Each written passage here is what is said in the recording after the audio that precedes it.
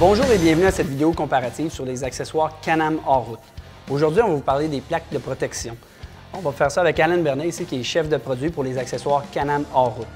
Allen, ma première question, pourquoi est-ce que je devrais m'acheter des plaques de protection?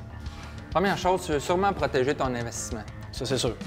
OK? Je vais te montrer l'exemple d'une personne OK. qui a voulu protéger son investissement. Oh, OK. OK? OK, ça c'est clair. Donc, ces véhicules-là, on les roule en sentier.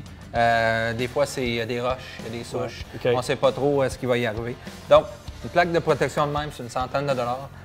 On est venu endommager la plaque de protection versus un châssis au complet si on a besoin de le changer ou si on a besoin de venir le réparer. OK, oui, effectivement, on vient de l'endéménager pour un bon bout de temps, c'est beaucoup d'argent. Exact. OK, c'est bon. Donc, je comprends. À voir ça, je comprends très bien. Ouais. J'ai besoin de plaques de protection. Maintenant, pourquoi je prendrais des plaques Can-Am versus d'autres types de plaques? C'est sûr qu'il y en a plein sur le marché. OK? Le produit Can-Am est fait pour ton véhicule. Ouais. Premier coup d'œil, tout de suite, on voit, c'est un beau matériel, il y a un beau fini illustré. On voit les formes, on vient bien épouser le dessous du véhicule. En fait, on utilise le procédé d'estampillage pour venir vraiment se coller très, très serré sur le véhicule. Donc, il n'y a pas d'accumulation de boue. On prévient la rouille avec ça. On voit aussi qu'on a un montage encastré qui permet de glisser par-dessus les souches, les roches. OK, donc ça, c'est caché, c'est pas endommagé à ce moment-là. Exact. OK. On va juste aller voir un produit d'un compétiteur. Pour te donner quelques exemples rapides, je pense que tu vas le voir. Premier coup d'œil, on voit que c'est pas le même matériel. Ah, effectivement. Donc, c'est sûr qu'encore une fois, ils ont essayé de sauver de l'argent. Donc, c'est un autre matériel. On voit qu'ils l'ont plié à la main. Donc, tous les coups d'outillage ici, leur presse a fait des coups d'outillage. On voit qu'ils sont venus le souder à la main. Définitivement pas, disons, l'allure que je veux avec mon nouveau véhicule. Exact, exact. Donc, fini. Les écrous que je te parlais, le système de montage de tantôt. Donc, pas encastré. Exemple, à long, au fil des années, à force d'user contre les roches, si jamais tu as besoin de les enlever, ça va être assez difficile. OK, c'est bien. OK. Je vais juste te faire remarquer aussi l'aluminium qui est mis ici. Je vais te montrer un système qu'on utilise chez nous. OK, c'est beau. OK? Ah, voilà, ici, dans le fond, on veut sauver, on met ça en plastique. C'est ça? Non, on n'a pas fait ça pour sauver de l'argent. On a fait ça pour sauver tes joints homocinétiques. OK, pour quelle raison? OK, parce que le plastique a une mémoire. Donc, quand ça plie, ça revient.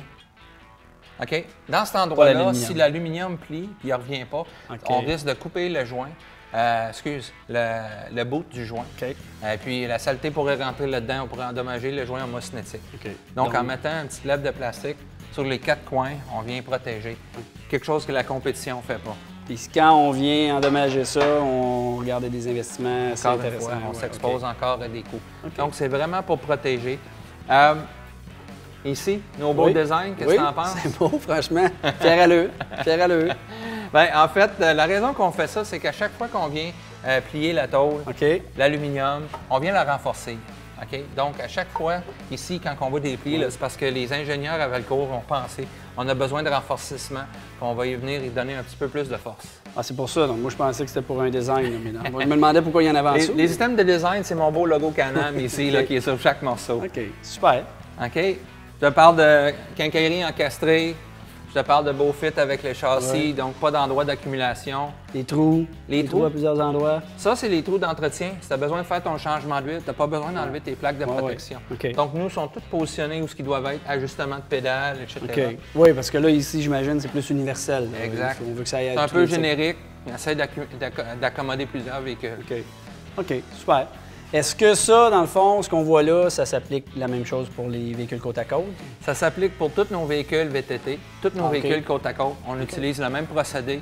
On peut le voir ici sur celui-là, comment on est venu épouser la forme du véhicule, encore une fois, pour le protéger, pour venir le renforcer. Non, c'est évident, puis je comprends, dans le fond, on a un véhicule, ça, on les a fait avec les dessins des véhicules, donc on est vraiment aux bons endroits, la protection, tout ce qu'on a besoin. J'espère que ça vous a plu. On vous invite à regarder les autres vidéos comparatives aussi. De la part d'Allen et moi-même, merci d'avoir été là et à la prochaine!